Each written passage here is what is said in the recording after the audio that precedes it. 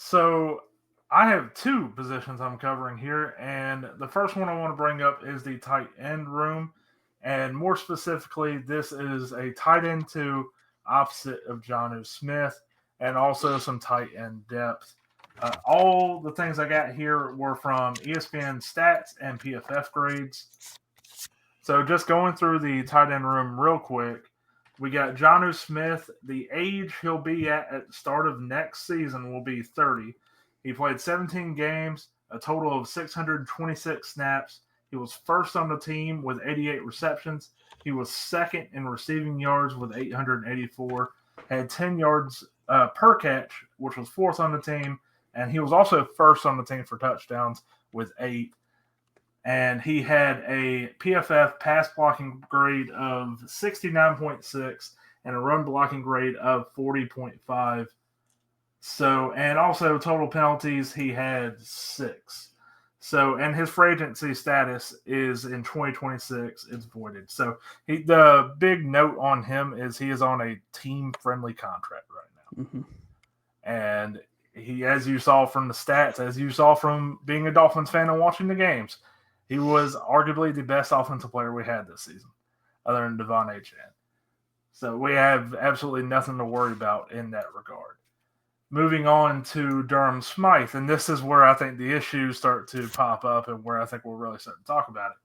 He will be 30 at the start of next season, played 17 total games, 365 snaps, 9 catches, 53 yards, 5.9 yard per catch, 0 touchdowns, a 53.6 pass blocking grade, and a 52.3 run blocking grade.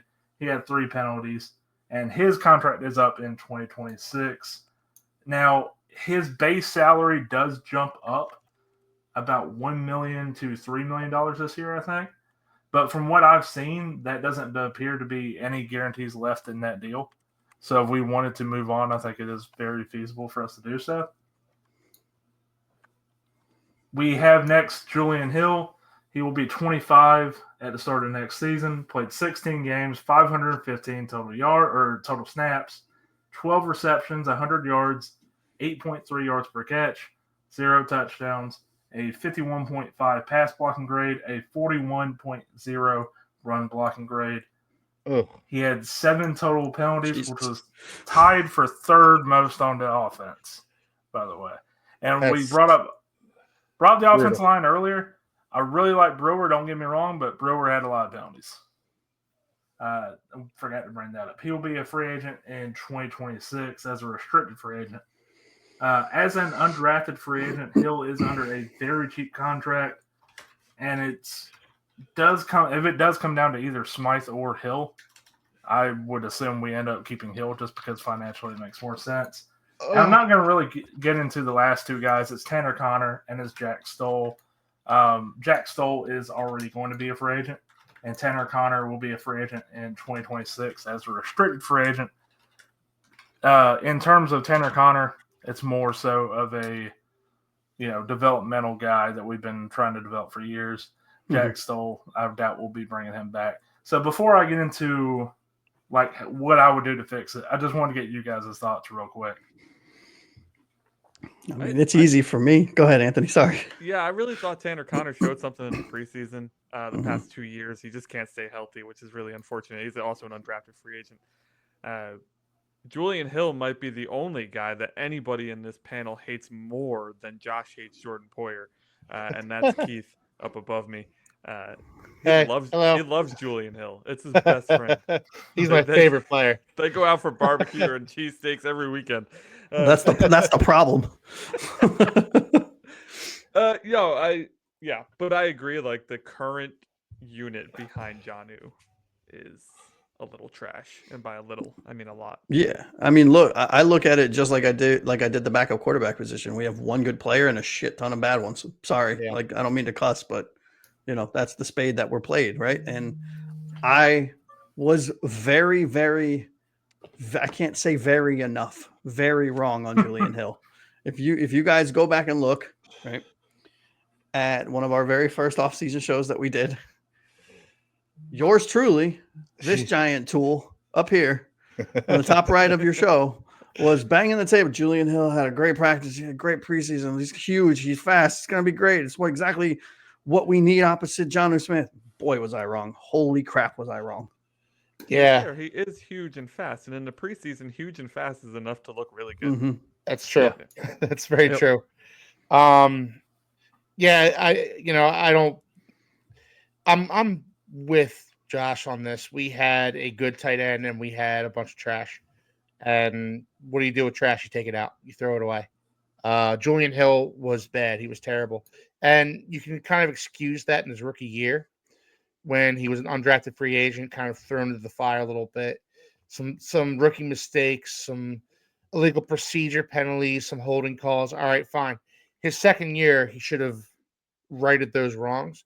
And instead he got worse. He regressed even more. So, and we know what Jonnu Smith is at this point, and it's nothing that can't be easily replaced. Mm-hmm. So I actually did forget a name, Hayden Rucci. I don't think he played this year, but he is, I believe, under contract through 2027, I want to say. But it's a lot like Tanner Connor. This is a developmental player. So I don't think it would have affected you guys' opinions on the tight end room. Overall, though, I do think this goal, like the goal of the offseason, should be to replace either Jonnu Smith or Julian Hill, leaving the other as a pure depth role and in competition with Connor and Rucci. Ideally, I'd like to get rid of both of them. I agree with you guys wholeheartedly. I think this room was, aside from Jonnu Smith, very disappointing in 2024. In terms of player type, I do think Miami needs to find someone who at a very baseline level can be physical as a blocker. Mm-hmm. Yeah. I think that's at a very baseline. It doesn't I don't care if he can catch. I don't care if he's this fantastic pass blocker. No, I just want somebody who will be a physical player in the run game. And while upgrading the interior offensive line, I think that is extremely important. I'm right there with you, Keith. I think that is number one on the list in terms of things that need to be addressed. The tight end position is important too. Oh, of course. And it's not just because, we need somebody opposite Jonnu to get catches. It's also because of that run game that we have. Mm-hmm. And because of the way that we run the ball, a lot of times to the outside, it is up to the tight ends to, do their job and sustain blocks and get downfield. So the good news of all this is Jonnu Smith is a clear starter and is a passable blocker. But the bad news is he's already under contract, or he's only under contract for one more season, and he's on the wrong side of 30. Yeah. So this leaves Miami, I think, with a few options. They can either find someone to simply complement Jonnu Smith and be physical in the run game, like I said, or they can try to find somebody to eventually take up the starting role from Jonnu. Personally, the sooner Miami can re-sign Jonnu Smith, I think the better. Mm-hmm. But even with him under contract, there is still a need for that high-end talent at the position. Based on what I've seen in this in a meh tight end free agency class, I would say go to the draft for it. And I would invest in a premium pick at this position. What is premium pick to you? Top 2, premium. top 3? Now, I'm not saying exactly first round. We have, I believe...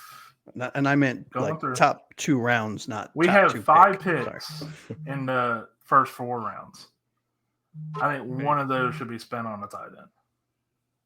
And that still leaves a lot of room to get a safety, to get interior offensive line, all that stuff.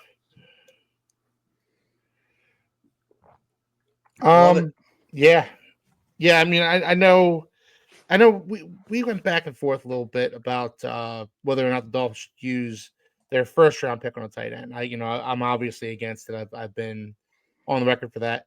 Love the 2 tight ends the Dolphins could draft with that 13th overall pick. I love both those guys, but man, I just can't pull the trigger on that.